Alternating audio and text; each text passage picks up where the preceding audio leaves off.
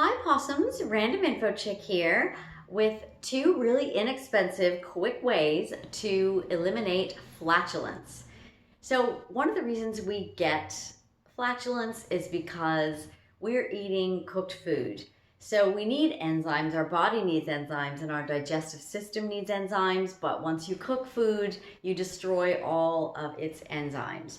So this is why wild animals probably don't have gas, because they're only eating raw food. They don't have microwaves and toaster ovens and stoves, so they're probably not having this problem. So that's one reason.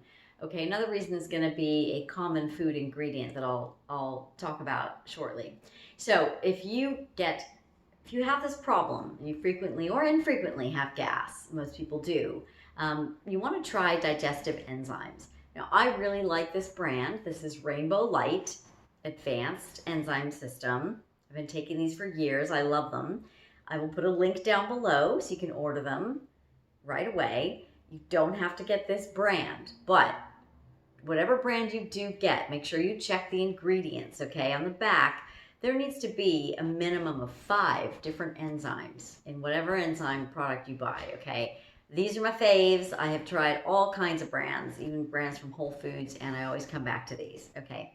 Keep these with you in a little pill pack or something. If you get gassy when you're out somewhere, take 2 of these with water, and it should go away in maybe 10 minutes.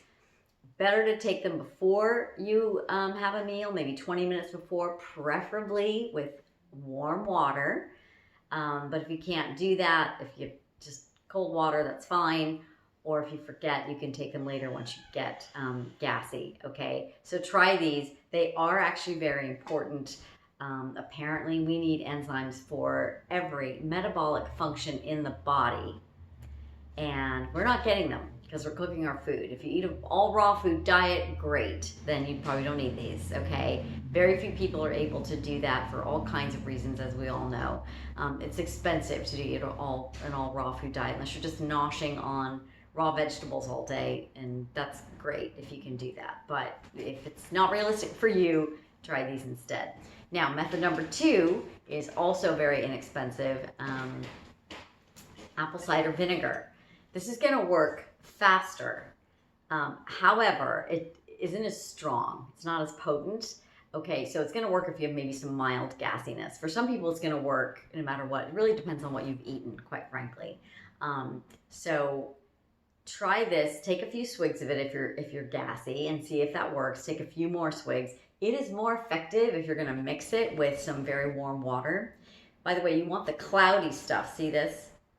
You want the cloudy apple cider vinegar, not the clear stuff, and you want something in a glass bottle. Better for the environment. Also, it's actually better because none of the plastics are leaching into the apple cider vinegar. Okay, so take a few swigs of this. If it doesn't work, take a few more swigs.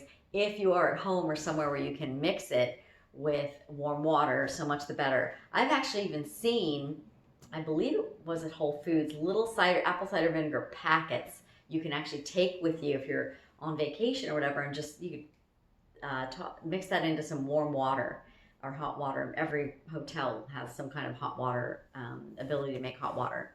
And if you don't have a hot water maker, you can actually use hot tap water even.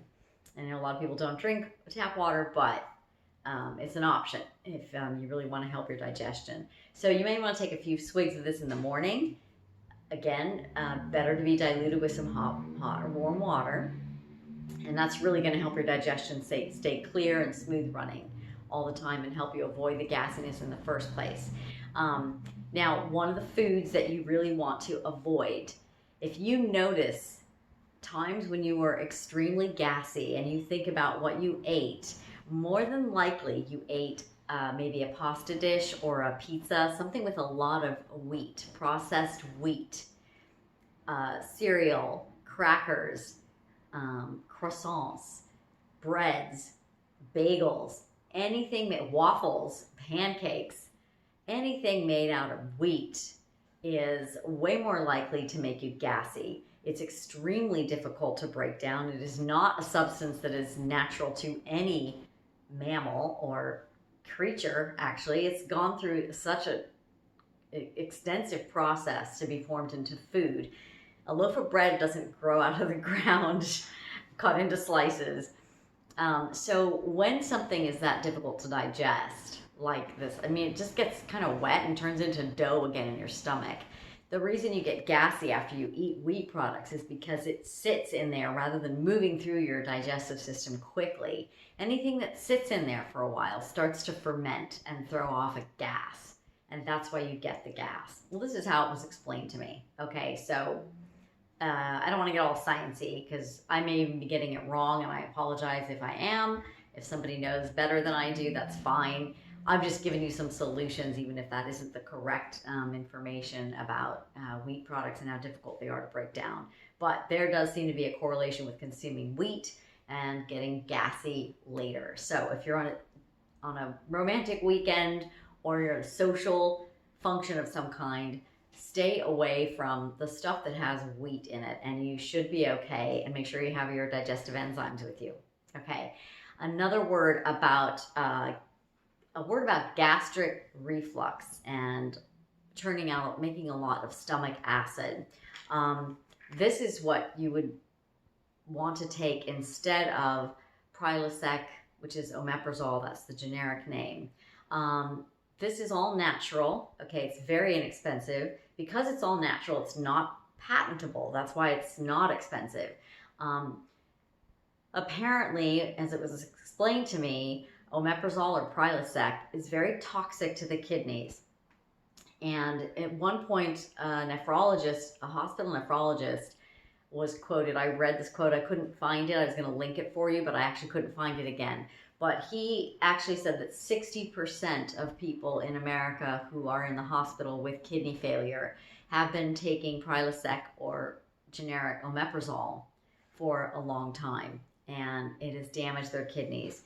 And there are thousands of cases now against the manufacturers of Prilosec, I understand, for people who are on dialysis because of the long-term effects of that particular drug. I know it's sold over the counter and everyone thinks that means it's safe, but from what I've understood and what's been explained to me, it is not safe. So I hope this information has been really helpful to you and to your life. If you do think it was helpful, please give it a thumbs up and